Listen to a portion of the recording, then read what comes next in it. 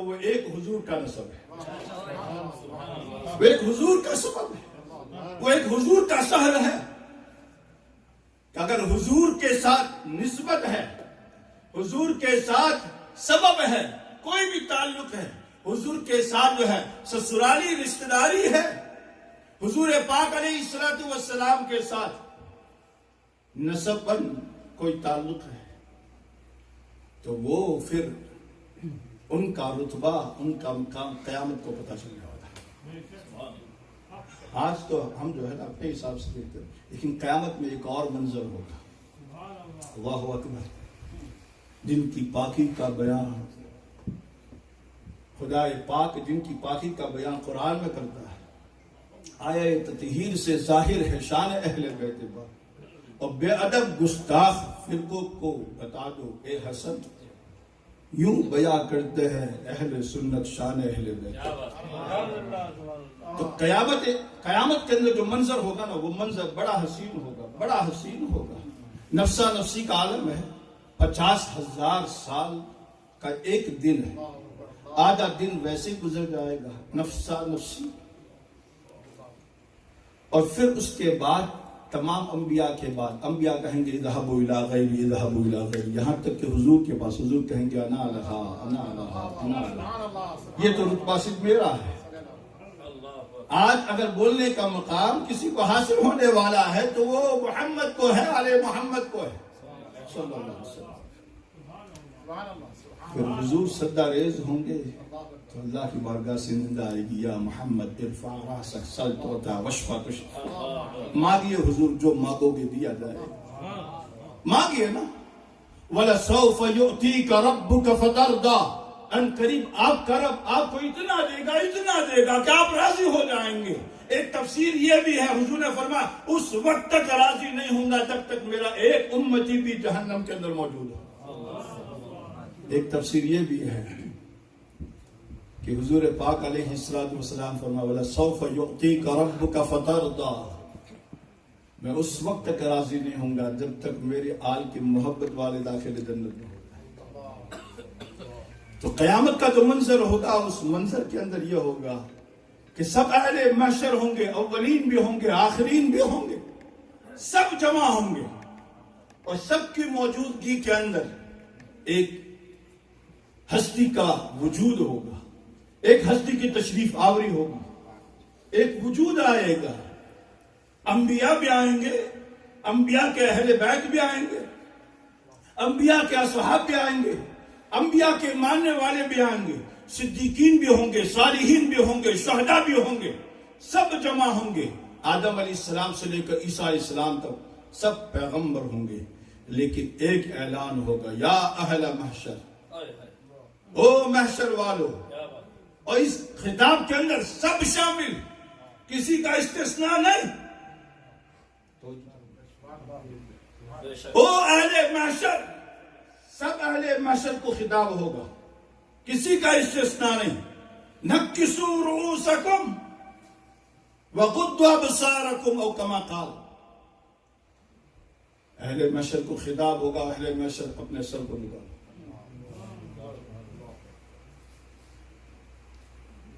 اپنے آنکھوں کو بھی نکالو۔ کیوں؟ اس لیے کہ سیدہ کائنات، مخدومہ کائنات، سیدہ طیبہ طاہرہ فاطمہ بنت محمد صلی اللہ علیہ وسلم، ان کا گزر ہونے والا ہے۔ اور اس کی تفسیر میں آگے آیا ہے کہ حضرت فاطمہ اکیلی نہیں گزریں گی، بلکہ 70,000 حوریں، کتنی؟ 70,000 حوروں کے جرمٹ میں سیدہ کائنات ہوں گی اور بجلی کی طرح گزر جائیں گی، اور سب اولین آخرین اہل محشر، اور محشر کے اندر جو ہے نا جب حکم ہوگا تو ایسا نہیں کہ وہاں اگنور کر جائیں گے، وہاں کوئی دلیل لے کر کے آپ آ جاؤ، وہاں ان کی تعظیم اور تکریم سے آپ انکار کر دو، وہاں تو چارہ ہی نہیں۔ آج لے ان کی بنا، آج مدد مانگ ان سے، پھر نہ مانیں گے قیامت میں اگر مان گیا۔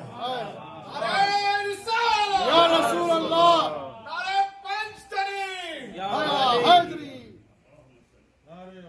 اس وقت جو ہے نا کسی کو کوئی چارہ نہیں ہوگا،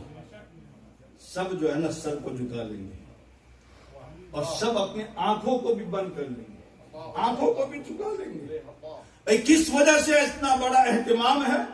کہا سیدہ کائنات تشریف لانے والی ہے اور سیدہ کائنات کی تعظیم، توقیر، ان کی توصیف، ان کی عزت، ان کے رتبے کو پورے اہل محشر کو دکھانے کے لیے خداوند قدوس جس طرح سے اعلیٰ حضرت کے بھائی استاد زمن جیسا کہ حضرت قبلہ نے ان کے اشعار پڑھے ہیں، وہ فرماتے فقط اتنا سبب ہے، فقط اتنا سبب ہے انعقاد بزم محشر کا کہ ان کی شان محبوبی دکھائی جانے والی، اور کوئی سبب نہیں ہے۔ وہ تو خدا جانتا ہے ہم نے کتنے جو ہے نا گناہ کیے ہیں، کتنی اچھائیاں کی ہیں، وہ تو آن کے آن میں ہو جائے گا۔ فقط اتنا سبب ہے انعقاد بزم محشر کا کہ ان کی شان محبوبی دکھائے۔ حضور کتنے محبوب ہیں اور حضور کی محبوب، حضور کی چہیتی، ان کی شان بھی تو دکھائی جائے گی۔ حضور کے جتنے محبوب ہیں ان سب کی شان دکھائی جائے گی۔ فقط اتنا سبب ہے انعقاد بزم محشر کا کہ ان کی شان محبوبی دکھائی جانے والی۔ اللہ اکبر کبیرہ۔ اس لیے ڈاکٹر اقبال نے بہت پیاری بات کہی ہے، مریم از یک نسبت عیسیٰ عزیز، مریم از یک نسبت، میں تقابل نہیں کروں، العیاذ باللہ، وہ پیغمبر کی والدہ ہے، منصوص ہے ان کی تعریف قرآن میں، لیکن ڈاکٹر اقبال کا جو فلسفہ ہے وہ آپ توجہ فرمائیں، مریم رضی اللہ تعالیٰ از یک نسبت عیسیٰ عزیز، از زہ نسبت حضرت زہرا عزیز۔ حضرت مریم رضی اللہ تعالی عنہا کو نسبت جو ہے نا یہ ہے کہ وہ نبی کی ماں ہے، اور بڑی نسبت ہے، طیبہ ہے، طاہرہ ہے، قرآن میں ان کی توصیف ہے، ان کے محراب کا ذکر ہے، بے موسم کے پھل کا ذکر ہے، ان کی پاک دامنی کا ذکر ہے۔ لیکن نسبت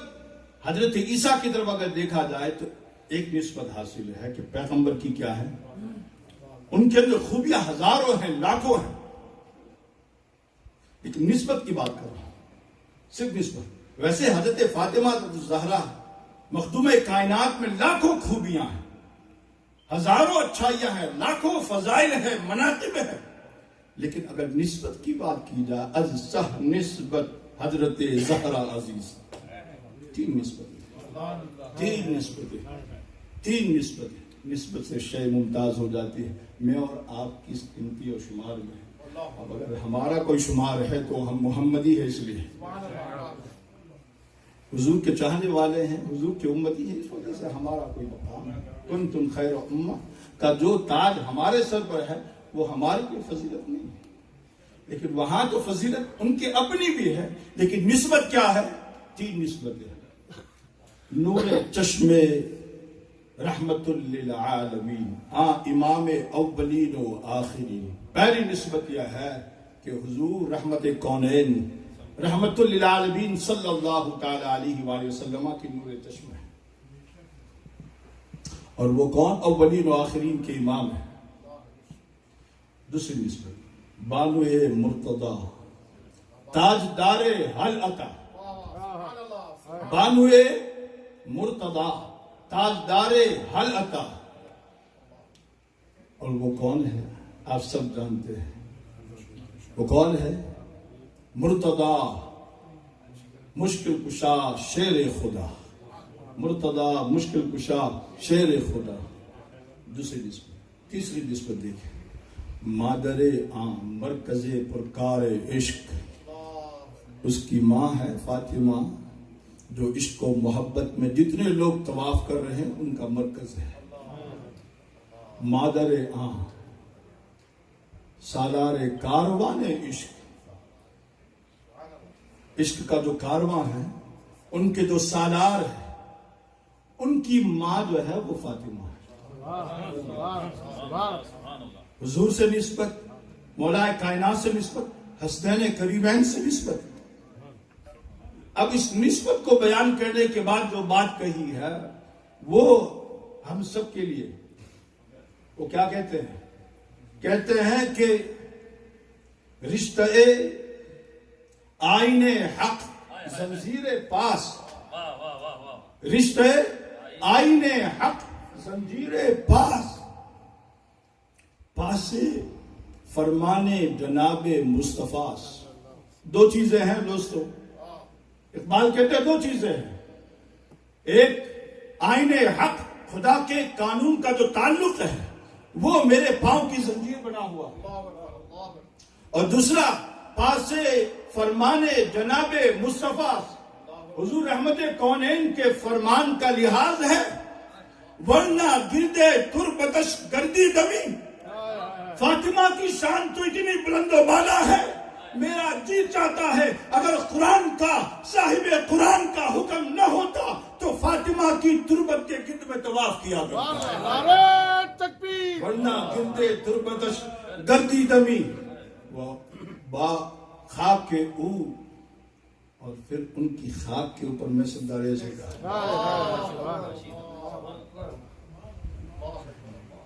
اللہ اکبر، بہت بڑا مقام ہے، بہت بڑا مقام ہے سیدہ کائنات کا، نبی رحمت صلی اللہ تعالی علیہ وآلہ وسلم کی سب سے پیاری شہزادی، سب سے طیب طاہر شہزادی، اور یہ تو گھرانہ ہی طیب ہے، خون خیر الرسول سے ہے جن کا خمیر، اور وہ خون حضور کا خون کیا ہے؟ ناپاک ہے نا، حضور کا خون پاک ہے، اور اس صحابہ کی روایت موجود ہے اصحاب نے حضور کے خون کو پی لیا، ورنہ آپ کو زخم لگ جائے یہ حکم نہیں شریعت کا کہ جیسا ہم عام طور سے کچھ زخمی ہو جاتے تو فوراً منہ میں انگلی رکھ کر کے چوسنے لگتے کہ یہ خون حرام ہے، ہمارا خون ہے، ہم نجس ہیں، لیکن حضور پاک ہے، حضور کے آل بھی پاک ہے، حضور کا خون بھی پاک ہے، حضور کا بول بھی پاک ہے، حضور کا براءت شریف بھی پاک ہے۔ جب حضور کے جسم سے جدا ہونے والی چیزیں پاک ہیں تو حضور نے فرمایا فاطمہ بضعۃ منی، فاطمہ میرے جسم کا ٹکڑا ہے تو کتنی پاک ہوں گی۔ ان کی پاکی کا بیان قرآن پاک خود بیان کرتا ہے، آیہ تطہیر سے ظاہر ہے شان اہل بیت۔ تو یہ وہ مقدس گھرانہ ہے، یہ بات بھی یاد رکھیں، جہاں صالحین کا ذکر ہوتا ہے وہاں رحمت کا نزول ہوتا ہے، اور سیدہ کائنات کی مجلس پاک ہے، میرا وجدان ایمان یقین سب کچھ جو ہے فرشتے موجود ہیں، اور قیامت کے دن یہ جگہ جو ہے وہ گواہ بنے گی، اور ہم جو ہے دو باتیں اس کو اعلیٰ حضرت رحمت اللہ تعالیٰ علیہ کے فتاوی میں نے پڑھا، آپ نے فرمایا دلائل کے ساتھ اہل بیت پاک کی محبت فرض ہے، کیا فرض، جیسا کہ ابھی خطاب میں آپ نے سنا قل لا اسألکم علیہ اجرا، میں تبلیغ کے رسالت کے اوپر میں نے تمہیں دین دیا، قرآن دیا، ایمان دیا، اخلاق دیا، کردار دیا، سب کچھ دیا، تحت الثری سے ثریا تک پہنچا دیا، اور صحابہ میں کوئی اجر نہیں مانگتا، میں کوئی اس کا بدلہ نہیں مانگتا، الا المودۃ فی القربى، ہاں اگر کچھ دینا چاہتے ہو، یہ حضور مانگ نہیں رہے، یہ قرآن کہتا ہے لا اسألکم علیہ اجرا، میری کوئی فرمائش نہیں، کوئی ڈیمانڈ نہیں، تم کہتے ہو یا رسول اللہ ہم آپ کے لیے یہ وظیفہ دیں، ہم آپ کو یہ مال دیں، ہم آپ کو یہ مال دیں، لا اسألکم علیہ اجرا، کوئی اجر نہیں مانگتا، میرا اجر تو خدا دینے والا ہے، الا المودۃ فی القربى، اگر اپنی قسمت کو چمکانا ہے تو میرے آل سے مودت پیدا کرو۔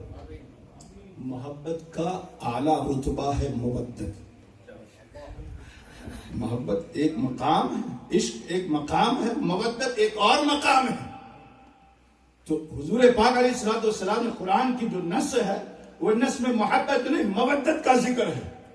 اور مودت لازم ہے اہل بیت پاک کے ساتھ، کیونکہ قرآن کی نص کے اندر موجود ہے۔ اب حکیم الامت مفتی احمد یار خان نعیمی رحمۃ اللہ تعالیٰ علیہ کی اجازت ہو تو دو شیخ قبول کر دیں، جزاک اللہ۔ نبی کی لاڈلی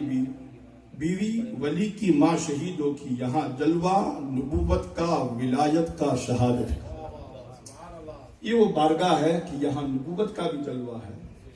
ولایت کا بھی جلوہ ہے اور شہادت کا بھی جلوہ ہے۔